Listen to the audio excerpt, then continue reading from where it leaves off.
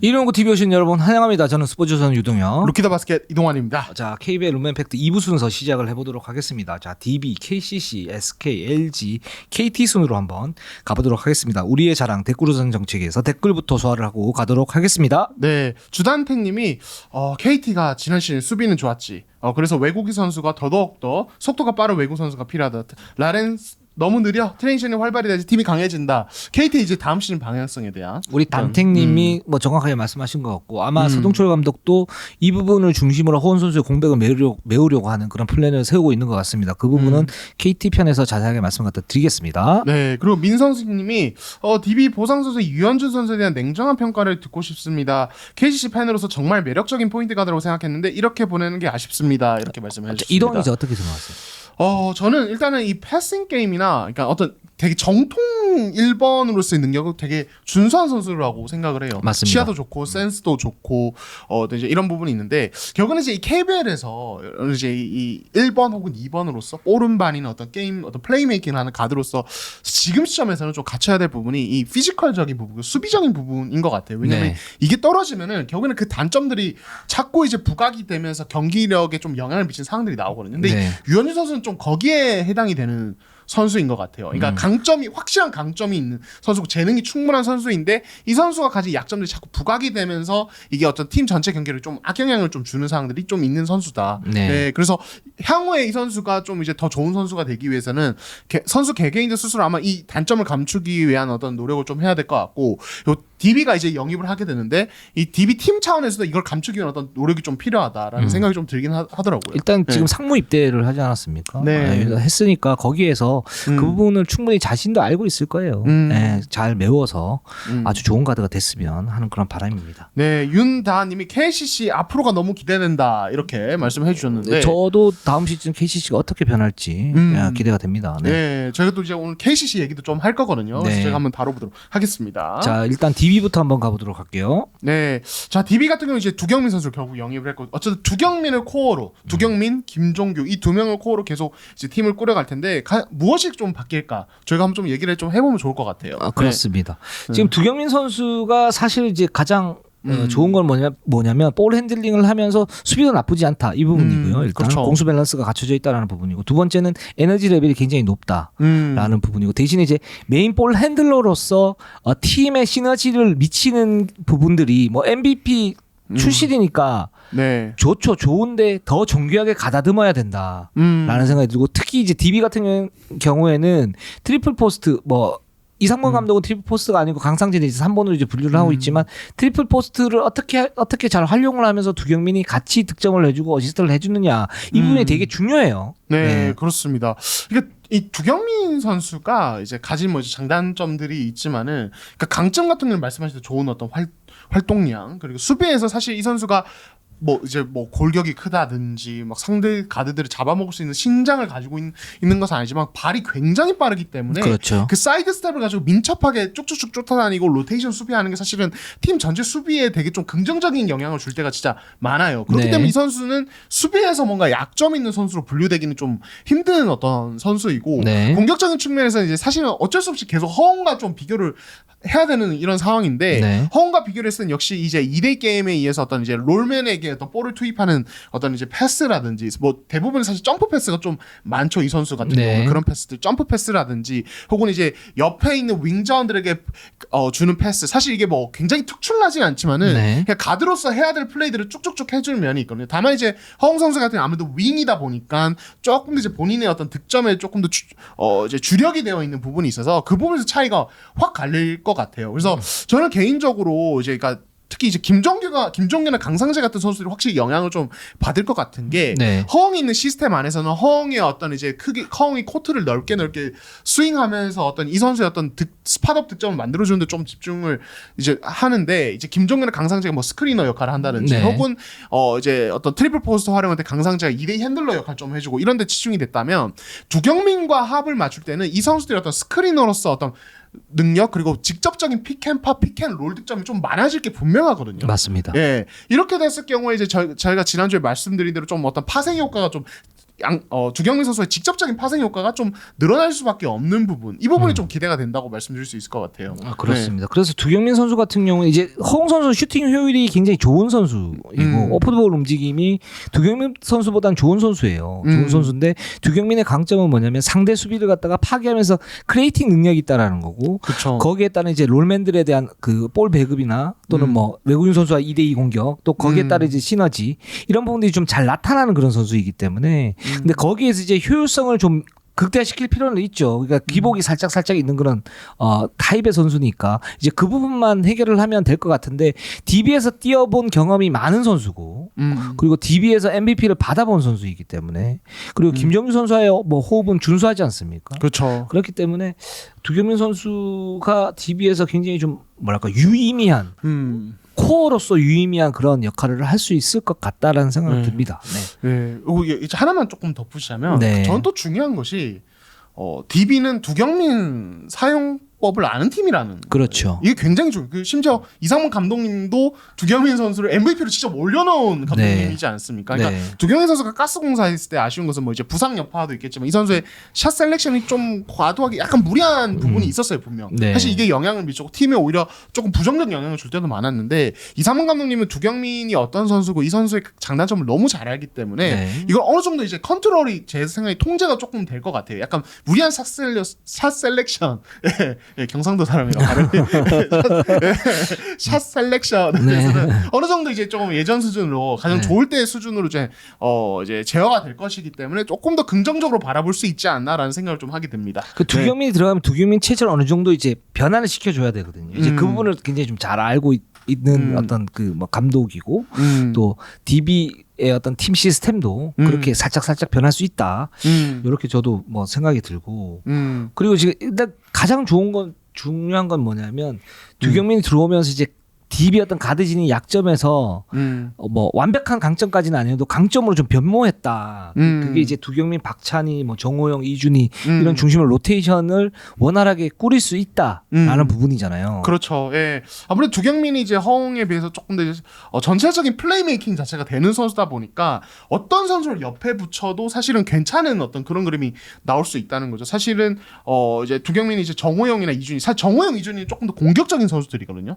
특히 이제 정호영 같은 건 조금 더 득점력이 좀 그래서 드래프트에 나올 때도 이 선수는 2번으로 봐야 되지 않느냐는 얘기가 많아서 좀 공격적인 선수, 득점에 재능이 있는 선수인데 두경민과 같이 뛰는 경우에는 정호영이 조금 더 그런 본연의 모습을 치중할 수 있고 이준희 같은 경우도 이 선수도 190cm 좋은 피지컬을 중심으로 트레이션에서 어떤 리머탱이나 공격성에 강점 있는 선수이기 때문에 두경민과 합이 좀 좋을 수 있거든요. 예, 물론 이제 두경민 선수가 조금 더 도움을 주려고 좀 본인도 의식적으로 노력을 해야겠지만은 그래서 이 부분이 되게 중요해 보이고 다만 이제 그런 이 두 선수가 가진 단점들도 있죠. 정호영 같은 경우는 여전히 뭐 수비적인 부분에서 어떤 미스나 어떤 아직 단점들이 분명히 있고 이준희 같은 경우는 아직은 약간의 어떤 투박함이 좀 있습니다. 이 선수가 플레이에. 그렇죠. 그러니까 이게 과연 두경민과 함께 뛰면서 어느 정도 해소가 될 수 있냐. 그리고 이 두 선수가 개인적으로 조금 그런 부분을 보완을 할 수 있느냐가 다음 시즌 DB 가드지 운영이 되게 중요한 포인트가 되지 않을까라는 생각이 듭니다. 네. 그래서 전체적으로 이렇게 보면 뭐 세부적인 약점들도 있고 하지만 DB 어떤 그 가드진이 나쁘지 않다.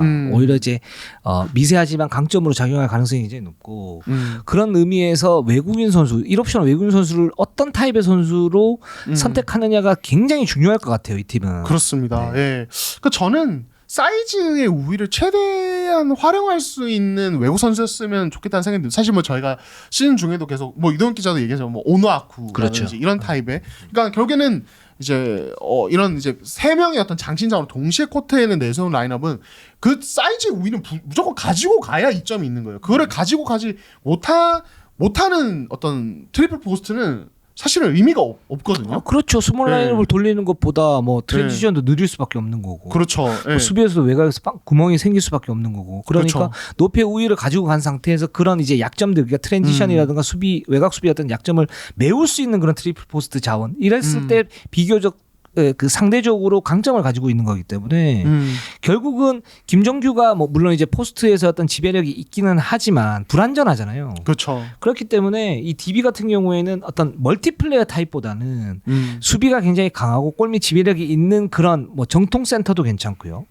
그리고 공격보다는 수비에 훨씬 더 강점이 있는 뭐 예를 들어 보스턴의 로버트 윌리엄스 같은 그런 선수라든가 그쵸. 네. 말씀하셨던 이제 오노아쿠라든가 이런 타입의 선수를 갖다 데리고 오면 제가 볼 때는 공격의 어떤 배분이라든가 또는 트리플 포스트를 잘 활용한다든가 또 거기에 따른 여러 가지 옵션들이 생길 수 있잖아요. 여기도 그쵸. 뭐 스몰 라인업을 돌릴 수도 있는 거고 그렇죠. 그렇기 때문에 그런 면에서는 그런 타입의 선수를 데리고 오는 게 제일 좀 관건이 아닌가라는 생각이 들어요. 네, 그러니까 이게 이제 그 KBL 어떤 외국 선수 1옵션의 어떤 영입의 어떤 네. 분위기가 저는 좀 트렌드가 약간씩 변하고 있다는 생각이 들어요. 그러니까 조금 네. 더, 그러니까 물론 이제 팀 사정마다 좀 다를 수 있는데 DB 같은 경우는 어쨌든 지금 두경민, 강상재, 김종규면은 사실 이 개개인만 보면은 국내 선수진의 어떤 개인 능력은 되게 좋은 편이거든요. 그렇죠. 다만 조합이나 어떤 이 라인업의 운영의 어떤 묘가 어떻게 만들어지느냐 관건인데 네. 이런 국내 선수진을 가지고 있는 팀이라면 사실은 외국 선수는 어떤 수비에서 구멍이 전혀 안 되고 오히려 되게 든든한 버팀목이 될 수 있는. 그렇죠. 네, 굳이 뭐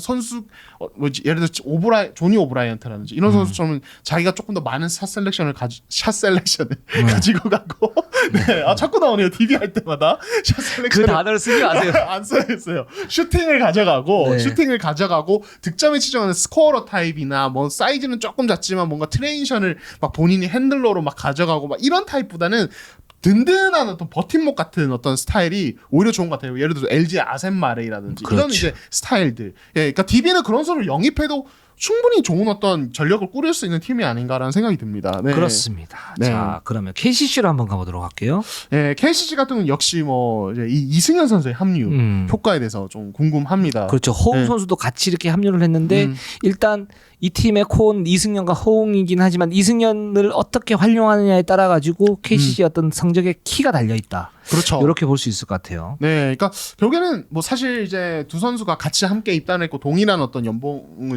보수 총액으로 입단했지만은 많은 분들이 아시다시피 이승현의 어떤 이 시장 가치나 어떤 이런 것들 고려했을 때 이 선수에게 방점이 분명히 찍혀 있는 어떤 이번 비시즌이었던 건 분명한 것 같고. 맞습니다. 예. 그렇게 봤을 때 이승현은 과연 그럼 KCC의 어떤 시스템 안에서 어떤 역할을 해줄 것이냐 이런 것들을 봤을 때 역시 좀 개인적으로 좀 기대되는 것은 이 라거나와의 어떤 호흡입니다. 예. 네, 이 그렇습니다. 두 선수 같은 경우는 뭐 사실 국제 무대에서 대표팀 선수로서 호흡을 너무 많이 맞춰봤고 서로 잘 아는 선수들이기 때문에 네. 이 부분은 뭔가 시간이 필요하고 이러지는 않을 것 같아요. 그렇습니다. 예, 그리고 심지어 두 선수 다 미드레인지 점퍼를 가지고 있기 때문에 이런 선수들이 이제 같이 뛸 때 가장 큰 단점은 하이로 갈 때 서로 위치 마음대로 바꿔가면서 네. 예, 움직일 수 있다는 거죠. 예를 들어서 이승현 선수가 어떤 이제 뭐 허웅 선수나 다른 가드와 2대2 게임을 했을 때 이제 이승현 선수 미드레인지 볼을 받았는데 거기서 뭐 점퍼를 던져도 되고 순간적으로 라거나가 볼 없이 페인트 존 안으로 힘으로 밀고 들어가면서 자리 잡으면 이승현이 그것도 하이로우로 패스 넣는 거 되게 잘하거든요. 그렇죠. 그런 패스 봐서 마무리해도 되고. 아니면 라거나가 2대 게임 할 때 이승현이 약간 쇼코너나 이런 쪽에 빠져 있다가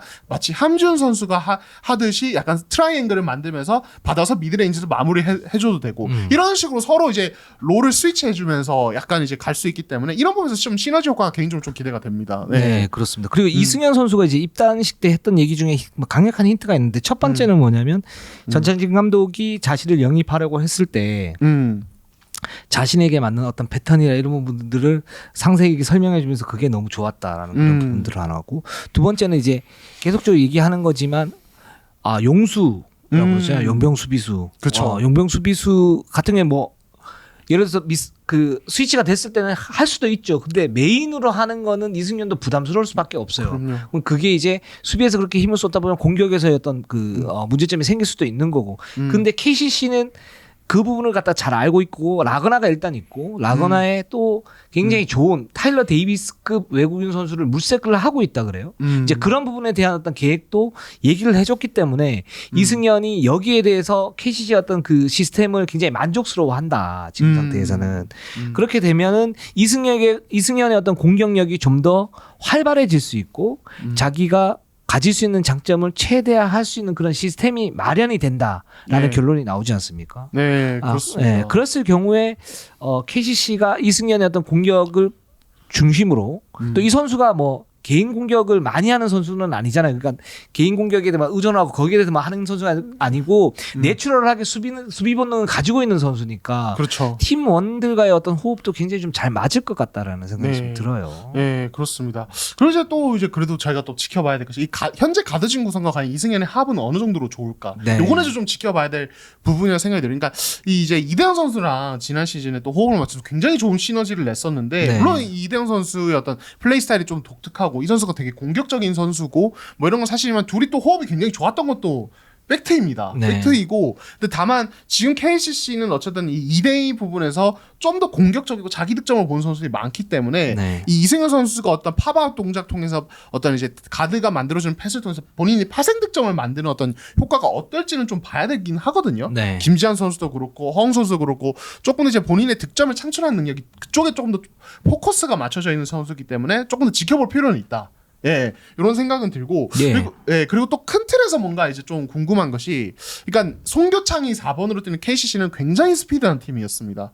네, 어쨌든 이승현이 오면은 그 스피드의 레벨 자체가 좀 내려가는 거는 당연지사거든요. 네. 네, 이승현이 송교창만큼 달릴 수 있는 선수는 절대 아니기 때문에 네. 이렇게 됐을 때 과연 전찬희 감독이 어떤 전체적인 틀이나 어떤 개인 팀의 색깔을 어떻게 좀 조정을 할 것인가. 예를 들어서 다운 템포로 가고 어떤 이승현의 굉장히 터프한 수비력을 적극 활용했을 때는 뭔가 같이 늪으로 가면서 어떤 허웅이나 이승현의 김지한의 개인 어떤 능력, 라거나의 개인 능력을 조금 더 극대화하면서 5대5 게임에서 우위를 가져가는 그림도 가능할 것 같고 이런 부분들 좀 궁금합니다. 네. 그렇습니다. 일단 그 KCC의 미세한 약점이라고 그러면 포인트 가드가 확실치 않다라는 거예요. 그렇죠. 그러니까 허웅 선수도 콤보. 그러니까 1번, 2번을 동시에 할 수 있는 이제 트위너 성격의 가드고 여기 김주환이 확실히 지금 자리를 갖다 못 잡고 있는 그런 상태고 유병우는 부상 때문에 지금 좀 그런 상태고 지금 유현주 선수 그래서 유현주 선수를 썼는데 유현주 선수 수비에 약점이 있어가지고 FA 보상으로 이제 보낸 상태이잖아요. 근데 이승현이 딱 들어오게 되면 이승현이 컨트롤 타워 역할도 어느 정도 도와줄 수 있는 그렇죠. 그런 부분이 생길 수 있다라는 거죠. 그리고 여기에서 이제 송교창 선수가 만약에 들어왔을 경우에는 말씀하신 것처럼 셋업 패스의 어떤 강점을 가지고 가면서도 트랜지션을 살릴 수도 있는데 트랜지션을 살렸을 때 사실 송교창이 4번을 가고 스몰 라인으로 갔을 때 지지난 시즌 KCC가 정규리그 우승의 어떤 원동력이 되지 않았습니까? 그렇죠. 이제 거기까지는 아니겠지만 송교창이 만약에 3번으로 간다. 첫 번째 플레이는 3번으로 간다 그랬을 때 그 선수가 앞선에서 더 빨리 뛰어줄 수 있죠. 그렇죠. 네.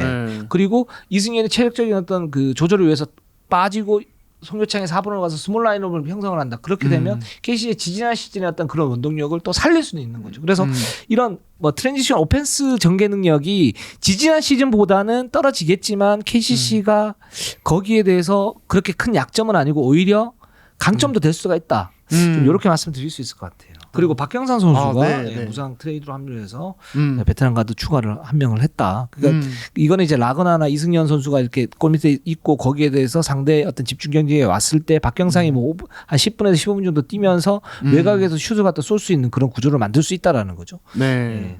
좋습니다. 자, SK로 한번 가보도록 할게요.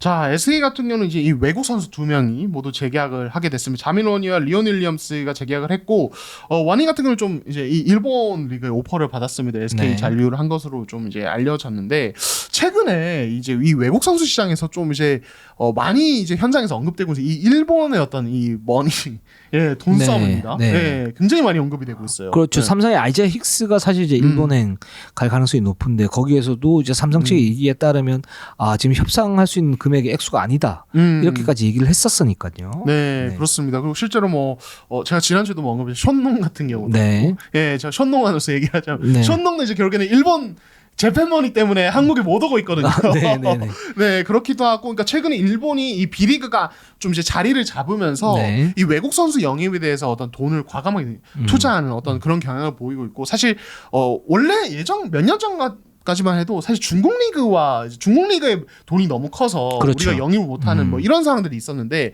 최근에 중국이 뭐 자국 정세도 좀 불안정하고 맞습니다. 뭐 이런 이제 여러 가지 변수들 때문에 최근에는 중국보다는 일본 쪽과 이제 자꾸 경쟁이 되는, 오히려 또 그리고 그런 것도 있어요. 한국에서 검증이 되면은 일본에서 오퍼를 세게 넣어가지고 데려가는, 그렇죠. 네, 이런 상황들이 자꾸 나오기 때문에 요게 이제 조금 이제 최근 KBL 팀들 외국 선수 영입전에서 약간 고민거리다. 요 말씀 꼭 드리고 싶고, 그 여기에서 네. 또 하나는 뭐냐면 그러니까 외국인 선수 선수 수준이 높으면 높을수록 저는 좋다고 봐요. 지금 시스템이면 한 명 뛰기 때문에 두 명 뛰게 되면 사실 외국 선수에게 잠식되고 이제 의존도가 높아지는 그런 경향이 생길 수 있지만 한 명 뛰게 되면 그 선수뿐만 아니고 여러 선수들이 같이 시너지를 만들어야 되지 않습니까? 그렇죠. 팀 농구니까. 네. 그렇기 때문에 지금 상태라면 외국인 선수의 어떤 수준이 높으면 높을수록 저는 좋다라고 생각이 들고 그런 점에서는 지금 이제 셀러리 캡 같은 경우는 좀 보완을 하든지 아니면 철폐를 하든지 했으면 하는 그런 바람인데 뭐 지금 상태는 이런 상태다라고 말씀을 갖다 드리는 거고요. 네, 그렇습니다. 그리고 이 또 하나 말씀드릴게요. 외국 선수인데 이 아시아 쿼터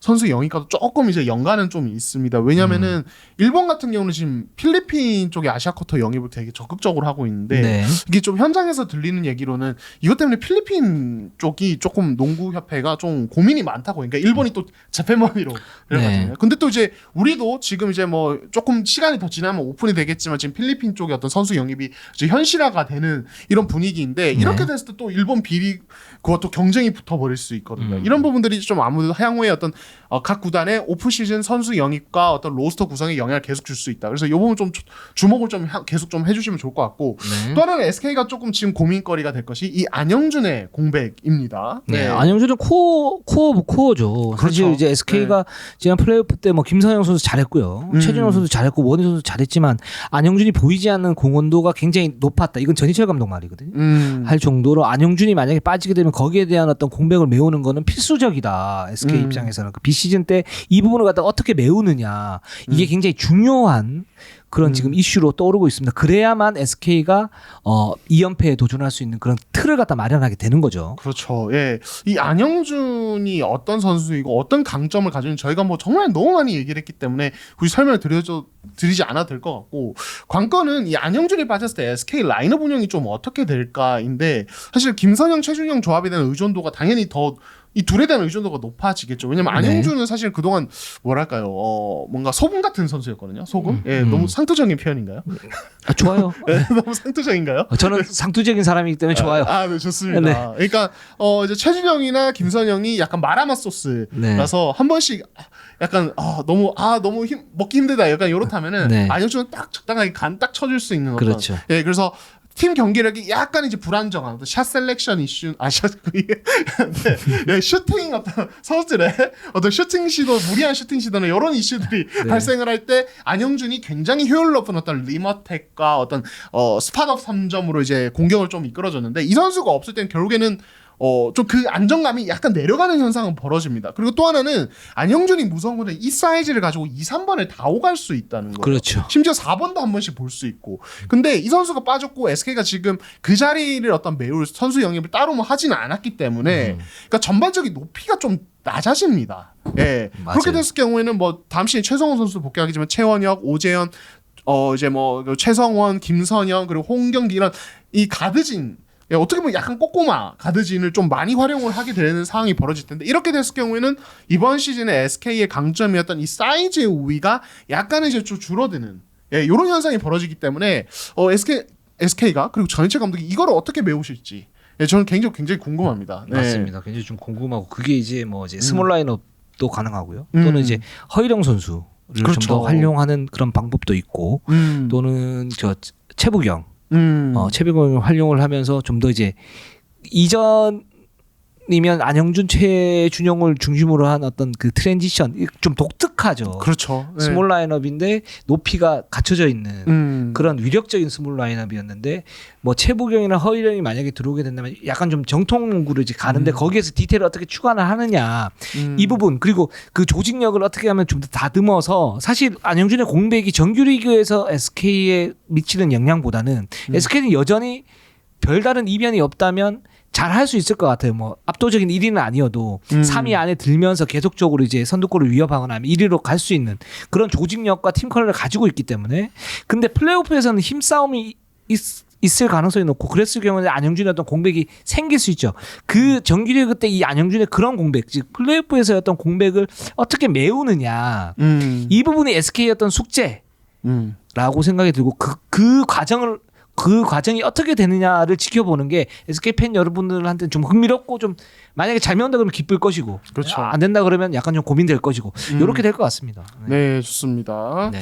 자, 그리고 이제 LG 대해서 좀 이야기를 해보려고 합니다. LG 같은 경우는 이제 지금 이제 이 이관이 이제도 이제 이 원투펀치 지난 시즌부터 이제 구성이 되어 있는데 이 어떤 이제 장점들이 있지만 또 단점들이 있지 않습니까? 이런 것들을 좀 메우기 위한 어떤 고민을 좀 내부적으로 하고 있다고 합니다. 네. LG가 지금 FA 한 명 정도는 영입을 하지 않을까라고 예상을 했는데 전혀 힘을 못 썼어요. 움직임이 아예 없었죠, 사실상. 그게 사실은 어떻게 보면 이제도 이관인 선수를 영입을 했고 거기에 대한 이제 뭐 셀러리 포션이 컸다라고 얘기를 표면적으로는 하는데 또 하나는 뭐냐면 그러니까 LG가 사실은 조상현 감독이 새로 들어오면서 뭔가 이제 지금 필요한 포지션들이 많지 않습니까? 거기서 한 명 정도 영입을 하면서 환기를 시켜줄 수 있거든요. 왜냐하면 지금 소프트 캡이기 때문에 무리를 하면 할 수 있는데 그걸 또 안 했단 말이죠. 그렇죠. 이 상태에서 지금 조상현 감독이나 아니면 LG 선수들 같은 경우에는 물론 이제 뭐 최선을 다하겠지만 객관적 전력이 여전히 약한 건 사실이에요. 그렇죠. 네. 이제 그런 상태에서 지금 LG가 할 수 있는 그런 부분들 지금 선수단 정리가 어느 정도 이제 있는 그런 상태고 이재도하고 이관인 선수 공전 이 부분이 중요한데 여기에서 핵심은 제가 볼 때는 이재도는 일본으로 가면서 자신의 역할을 하고 이관희가 어떻게 가느냐 이게 되게 중요할 것 같아요. 조상현 감독의 어떤 그 성향을 보면 이 김상식 감독하고 좀 계를 좀 같이 하는데 좀 다를 수 있지만 모션 오페스를 중시하고 오프더볼 움직임을 굉장히 중시하는 그런 감독이거든요. 그러니까 이관희 선수가 거기에서 메인 볼 핸들링을 할 때 그리고 오프더볼 잡으면서 자신의 슛 셀렉션을 정확하게 잡을 때를 구분하는 쪽으로 계속 이렇게 주문이 들어갈 것 같아요. 그러면서 이재도와 이관희 어떤 공존을 좀 모색하지 않을까라는 생각이 들고. 네. 그러니까 개인적으로 좀 그래도 조금 이제 또 궁금한 것이, 그러니까 어쨌든 LG는 선수단 변화가 없어. 코어를 다 그대로 유지하고 롤 플레이어도 거의 똑같습니다. 거의 똑같은데 이제 김준일 선수가 부상에 돌아오는 정도만 좀 어떻게 보면 좀 국내 선수 중에 큰 변화라고 볼 수 있는데 이 얘기는 지난 시즌에 이미 54경기 그리고 비시즌을 통해서 합을 다 맞춰본 멤버들이 이제 코칭 스태프의 변화로 조금 이제 스타일의 변주만 주면서 새 시즌을 준비한다는 거죠. 이게 그러니까 뭔가 전력 보강을 안 했기 때문에 뭔가 단점 뭔가 아무것도 안 했네? 그러면 지난 시즌 비슷하게 이렇게 얘기할 수 있겠지만은 어쨌든 합을 다 맞춰본 선수들이 다시 뭔가 좀 변화를 주는 거기 때문에 이게 강점이 될 수도 있어요. 오히려. 맞습니다. 그러니까 조직력이 좀 더 다져지고 거기에 따른 시너지가 나올 수 있다는 거죠. 거죠. 그러니까 특히 뭐 이제 공격적인 측면에서 뭐 이제 조상현 감독님 모션 오펜스의 어떤 이제 좀 이식을 한다면은 수비적인 측면 사실 지난 시즌도 좋았기 때문에 이미 틀과 어떤 디테일들이 갖춰진 상태에서 그 모션 오펜스 쪽에 변화만 좀 치중을 하면서 좀 효율적으로 시즌 준비를 할 수도 있는 부분도 분명히 있거든요. 물론 이제 외국 선수 구성에 따라서 또 이제 또 다른 변화들이 분명히 따라오겠지만은 그렇기 때문에 이 부분이 좋은 것 같고, 그리고 이 상황에서 LG가 뭔가 플러스가 또 될 수 있는 것이 역시 이 이승우의 성장이 될 것 같습니다. 그래서 지금 LG가 가장 좀 신경을 쓰고 있는 선수가 사실 이승우. 그렇죠. 윙맨의 핵심이다. 저는 이 방향은 굉장히 맞는 것 같고 대신에 이승우 선수의 아킬레스건이 이제 슈팅이죠. 다른 부분 다 좋은데. 네, 그렇죠. 기본적으로. 물론 뭐 수비에서도 좀 이렇게 메어될 부분은 있지만 활동력으로 커버하면서 지난 시즌 경쟁력을 갖다 보여줬고. 근데 슈팅에서는 사실 3번 역할을 했을 때 거기에서 어느 정도 득점이 나와야 되고 또 외곽에 어떤 오픈 찬스가 나왔을 때 넣어줄 수 있는 그런 어떤 부분들이 있어야 스트레치 역할을 하면서 골 밑에서도 어느 정도 골 밑에서 득점 찬스가 생기는 거고 이관희 이재도도 활동하는데 좀 더 원활해지는데 이 부분이 약점이거든요. 그러니까 이거를 어떻게 메우느냐. 그래서 조상현 감독 이승우에게도 이제 슈팅의 어떤 개선이 필요하다라고 이제 주문을 했고 그 부분이 어떻게 이루어지느냐에 따라서 LG의 성적이 좀 요동치지 않을까라는 생각이 들어요. 네. 그리고 저희가 방금 좀 전에 말씀드렸지만 LG가 아셈마레이와 재계약이 불발이 됐습니다. 저희가 지난주에 재계약에 무게를 뒀다는 말씀드렸는데 이후에 근데 이제 재계약이 불발이 됐어요. 이제 현재 이제 조금 이제 확인이 된 바로는 그러니까 재계약에 무게를 두고 마레이와 접촉을 했는데 마레이가 이제 다른 어떤 유럽이나 해외 리그에 오퍼가 와서 좀 고민을 좀 하고 있는 이런 상태였다고 합니다. 그래서 LG가 그러면은 지금 당장은 조금 이제 그러면은 당장 재계약은 하지 말고 향후에 다시 KBL을 고민할 경우에 우리랑 재계약을 하자. 그래서 약간 투트랙으로 가는. 그래서 LG는 따로 외국 선수를 일단 알아보면서 마레이와의 재계약 여지도 아직은 좀 열어두고 있는 이런 상황이라고 합니다. 네. 그렇습니다. 근데 아셈 마레이가 사실 이제 LG 수비의 중추이고 보이지 않는 공헌도가 많은 선수인데 이 선수가 만약에 나가고 다른 선수 정말 준 선수가 오면 LG가 이제 수비의 틀을 마련을 하면서 지난 시즌과 같은 그런 경쟁력을 발휘할 수 있겠지만 만약에 그렇지 않다 그러면 이 팀이 시스템 자체가 무너질 수도 있는 그런 위험성도 있어요. 그렇죠. 분명히. 네. 그 부분도 좀 잘 살폈으면 좋겠습니다. 네, 좋습니다. 자, 그리고 이제 KT로 한번 가볼까요? 예, KT입니다. 네. KT 같은 경우는 역시 이제 허운의 공백을 어떻게 메우냐 이게 관건이 되지 않겠습니까? 그렇습니다. 뭐 허운 선수는 KT 공격의 중심이고 이 선수의 공격을 공격 옵션을 다른 선수들이 메운다. 이거는 사실상 쉽지는 않다. 라고 생각이 들어요. 그러니까 공격에서는 대체 불가능한 카드다. 그렇죠. 예, MVP를 탔던 선수이기 때문에 이 선수의 공백을 그냥 바로 메운다는 건 사실은 좀 불가능하고 관건은 그 공백을 최소화하면서 어떻게 한 시즌을 보내느냐. 사실 요렇게 이제 보는 게 맞는 것 같아요. 그렇죠. 예. 근데 농구의 팀 전력은 굉장히 유기적이고 다양하기 때문에 그런 공격의 어떤 그 공백이 있다 그러면 그 팀 컬러를 어떻게 바꿔서 다른 부분으로 메우느냐 이 부분이 굉장히 중요하고 이걸 이제 우리가 플랜 B라고 얘기를 하는데 거기에서 KT가 지금 바라보는 부분들은 뭐냐면 가드 지름 로테이션을 좀 더 많이 돌릴 것이고 수비에 대해서 좀 더 강하게 좀 나갈 것이다. 좀 이렇게 지금 설정을 잡고 있는 것 같아요. 물론 뭐 이제 아직까지는 초창기긴 하지만. 네, 그렇죠. 그래서 사실은 이제 지난 시즌에 가드진 운영을 보면은 아무래도 허운이라는 너무 확실한 어떤 에이스가 있고 또 정성우가 너무 잘해주다 보니까 그리고 김동욱이라는 어떤 보조 리딩이 가능한 포워드까지 있다 보니까 가드진의 활용폭이 그렇게 넓지 않았던 것은 사실이에요. 지난 시즌을 봤을 때는. 그러니까 허운 정성우를 이제 정성우의 뭐 최찬진 정도가 조금 더 활용이 됐고 박지원 같은 경우는 기회를 받았다가 안 받았다가 약간 이렇게 들쑥날쑥했는데 이번 시즌 좀 방향성 자체가 다른 거죠. 완전히 무한 경쟁으로 로테이션 폭을 넓게 가져가면서 사실 한때 KT가 되게 가드진 뎁스가 얕았던 적이 있는데 박지원이 이제 드래프트로 합류를 하고 최성모가 상무에서 전역을 하고 이렇게 되면서 지금 뎁스가 되게 두터워졌어요. 맞습니다. 예, 그렇기 때문에 무한 경쟁 오히려 약간 물량 공세로 약간 갈 수도 있는 그런 상황이고 특히 이 박지원 선수 같은 경우는 저희가 좀 자주 언급을 하고 있지만 이 선수의 출전 기회가 늘어났을 경우에는 역시 이 KT의 약점을 볼 수 있는 어떤 역습이라든지 트랜지션에 대한 어떤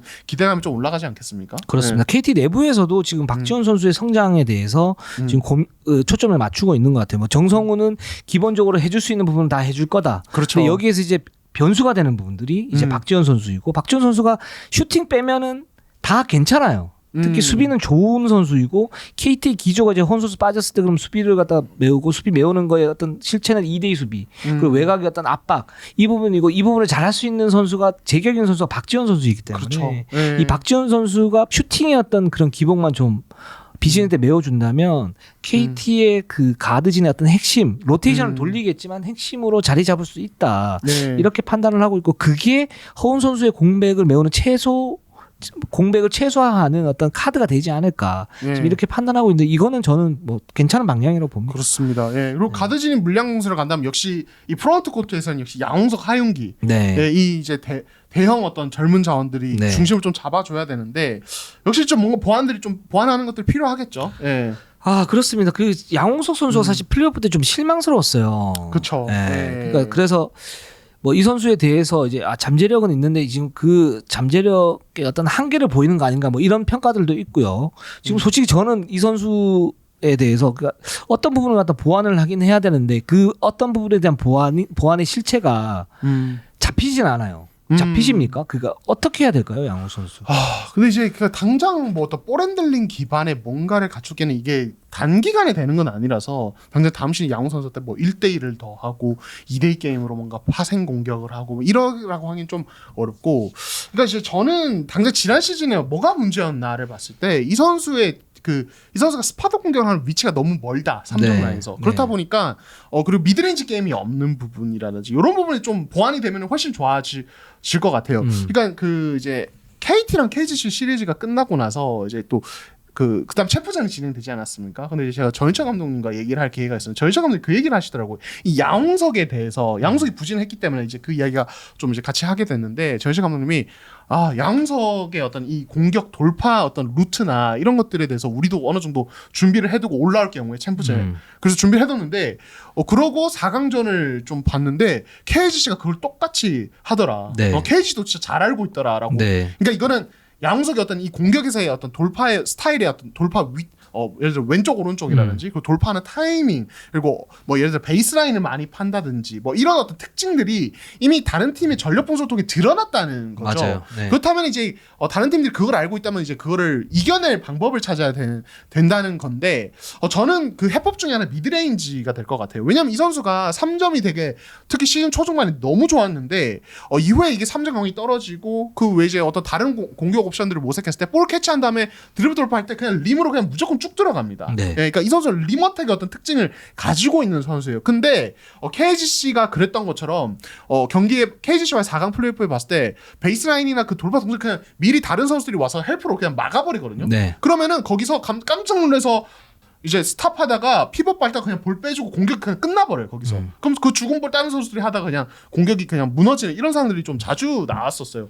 그렇기 때문에 양홍석이 진짜 부진했던 건데 만약에 양홍석이 미드레인지 게임을 갖춘다면은 그런 어떤 헬프 디펜스에 대해서 그냥 원드리블 스탑 점퍼라든지 이런 것들을 사실 할 수가 있는 거거든요. 예, 그래서 저는 양홍석이 미드레인지 점퍼를 갑자기 막 엄청 폭격을 할 수는 없겠지만은 어느 정도 본인이 3점 라인에서 페이크 한번 주고 드리블 쳤을 때 거기서 스탑 앤 점퍼를 가볍게 꽂아 넣을 수 있는 어떤 수준의 플레이를 조금 더 추가를 해줘야 이 선수가 조금 여유 있게 공격을 할 수 있게 되지 않을까. 그게 아니고 3점과 리머텍으로 그것만 중심을 두고 플레이를 하면은 지금의 한계가 좀 유지가 될 수밖에 없잖아요. 이런 생각이 좀 개인적으로 들어요. 네. 맞습니다. 저도 동의합니다. 100% 동의하고요. 사실 이대성 선수가 시즌 막판에 기복을 줄이 있었던 이유도 미드레인지 점퍼 능력을 유감없이 발휘를 했기 때문에 기복을 좀 줄였던 거고 양홍석도 그 부분이 필요하다고 생각을 해요. 슈팅 능력이 좋고 거기에 스탑 점프가 충분히 되는 그런 선수이기 때문에. 근데 여기에서 이제 그 부분이 있어요. 그러니까 이정현 같은 경우 삼성 이정현 네. 큰 정현 네. 같은 경우에는 타고난 부분이 상대 수비의 어떤 위치나 상황에 따라서 2대2 공격을 했을 때 롤맨에게 패스를 건네주거나 자기가 돌파를 하거나 미드 점퍼를 쏘거나 할 수 있잖아요. 리드앤리크트가 되죠. 그렇죠. 그러니까 네. 그런 능력이 이제 탁월한 선수이고 그것 때문에 운동 능력이 좀 좋지는 않지만 여전히 리그 탑급 슈터라고 얘기를 하고 있고 승부처에 지배를 할 수 있는데 양홍석 선수가 과연 그런 센스, 타고난 센스는 없는 것 같아요. 리드앤리액트 이런 부분에 대한 고민을 충분히 하고 비시즌 때 그걸 보강을 해서 이동환 기자가 말한 것처럼 미드 점퍼를 할 수 있느냐. 이 부분에 대해서 판단이 좀 안 서서 아까 이제 말씀드렸던 게 어떻게 이 선수가 개선이 돼야 될지. 그리고 거기에 이제 기복이 있는데 근데 이 기복이 굉장히 어떤 기복이냐면 공격의 기복이 아니고 공수의 기복이 다 있거든요. 이 선수가 공격이 안 될 경우에 수비도 좀 흔들리는 그런 경향이 있어가지고 그럼 수비는 기본적으로 가지고 가야 이런 기복을 갖다 줄일 수 있는데 이 부분이 과연 개선이 될까? 개선을 시켜야 되는데 그렇죠. 개선이 어떻게 될까? 이 부분에서는 저는 예측치는 안 나옵니다. 네. 네. 그렇습니다. 그래서 좀 진짜 궁금해지는 부분. 네. 입니다. 네, 근데 허운의 어떤 공백을 메우기 위해서는 양홍석의 포션이 좀 늘어나야 되는 거는 맞는 얘기죠. 그리고 그렇죠. 이동환 기자가 말씀하셨던 것처럼 미드 점퍼 비중을 늘리면서 기복을 줄이고 그래야 코어가 되는 거잖아요. 그렇죠. 네. 그 부분은 저는 100% 완전 동의합니다. 네, 네네. 그렇습니다. 그리고 이제 뭐 저희가 같이 얘기할 수 있는 게 하윤기인데 그렇죠. 이제 그런 시각도 현장에서는 좀 있더라고요. 이 선수가 이제 데뷔 시즌보다 신인왕급의 어떤 도전할 수 있는 네. 정말 좋은 루키 시즌을 보냈지만은 KT가 아닌 다른 팀에서 뭔가 본인의 어떤 비중을 높게 가져가는 팀이었다면 오히려 의외로 좀 별로였을 수도 있다. 네. 경기력이. 이게 네. 뭐냐면 KT라는 팀은 이 하윤기의 어떤 이제 단점은 가려주고 장점은 극대화할 수 있는 팀이었다면 왜냐면은 뎁스 자체가 굉장히 두텁고 네. 굉장히 좋은 선수들이 있기 때문에 네. 하윤기가 림에서 어떤 본인의 어떤 메이드 능력을 극대화할 수 있도록 좋은 어떤 포지션에서 볼을 잡을 수 있도록 많이 도와주고 이 선수의 부족한 1대1 능력 좀 가려주는 역할을 많이 해줬는데 네. 지금 이제 이 선수가 계속 선수 생활을 이어가는 어떤 향후 루트를 봤을 때 이 선수가 진짜 더 좋은 선수가 되려면은 개인 득점력도 어느 정도 갖춰야 되거든요. 근데 이 선수는 어쨌든 미드레인지 점포도 아직 던지지 않는 선수고 1대1에서도 뭔가 아직은 이제 증명된 게 없는 선수이기 때문에 향후에 KT가 좀 길게 봤을 때는 반드시 이 선수가 스텝업은 분명히 특히 공격적인 측면에서는 좀 이루어져야 되는 게 좀 맞는 것 같아요. 네, 그래서 하영기가 그러니까 당장 뭐 많은 것들을 할 수는 없겠죠. 예, 선수의 기량이란 그렇게 뭐 하루 아침에 발전한 모든 선수들이 뭐 정말 쉽게 기량을 발전시킬 수 있기 때문에 그러니까 그런 건 전혀 아닌 것 같고 하영기 선수가 뭔가 하나만이라도 뭔가 달라지는 모습이 조금씩 나오면 좋은 것 같아요. 예를 들어서 어떤 슈팅 레인지가 조금씩 길어진다든지 아니면 1대1 포스트업에서 본인만의 어떤 무브가 하나씩 추가된다든지 예, 이런 것들 혹은 뭐 이제 본인 림 근처가 아닌 곳에서 그거보다 더 멀리에서 슛을 던지기 좀 부담스럽다면 약간의 어떤 훅슛 스타일의 어떤 슈팅을 조금 더 개발을 한다든지 이런 부분들이 약간 몇 시즌 조금씩 추가되면은 이 선수는 분명히 기본적인 어떤 잠재력의 능력이 좋은 선수이기 때문에 무서운 선수로 발전할 수 있지 않을까라는 기대감이 좀 듭니다. 네. 그렇죠. 그래서 사실 NBA가 그 트랜지션 그리고 3점슛 트렌드 농구에서 센터가 설 자리가 없다 그랬을 때 휴스턴의 하킴 올라우전이 그런 얘기를 했습니다. 센터도 분명히 필요하다. 단 센터가 좀 더 다재다능해야 된다라고 그렇죠. 나왔던 현상들이 어떤 부분이냐면 센터들이 3점슛을 쏘기 시작을 했잖아요. 그렇죠. 슛거리를 갖다 늘리면서 또는 그렇지 않은 선수들은 거기에서 어떤 공격 옵션을 갖다 추가하기 시작했단 말이죠. 그래서 뭐 비시즌 끝나고 나면 이 선수가 원래 이런 선수가 아닌데 다른 식의 농구를 하고 그렇죠. 뭐 이런 경우가 많은데 그게 이제 그만큼 노력이 있었다라는 건데 저는 하윤기도 그랬으면 좋겠어요. 네. 말씀하신 것처럼. 네, 예, 좋습니다. 그렇게 하면 KT가 좀 더 좋아지지 않을까라는 생각이 들고 또 지금 그래서 외국인 선수 같은 경우에 KT는 빅맨 한 명인데 이 빅맨도 좀 트랜지션이 되는 그런 빅맨 그리고 수비가 되는 그런 빅맨 얘기를 하고 있고 또 하나는 허은 선수 공백을 메우기 위해서 멀티플레이 한 명으로 지금 조합을 고민 중이라고 합니다. 네, 좋습니다. 또 어떻게 영입이 되느냐에 따라서 또 전체 팀 플랜도 약간의 변화는 있을 수 있으니까 한번 지켜보도록 하죠. 그렇습니다. 자, 오늘 방송은 여기까지 하도록 하겠습니다. 우리는 항상 최선을 다하겠습니다. 네이버 유튜브 구독 좋아요, 알람 감사합니다.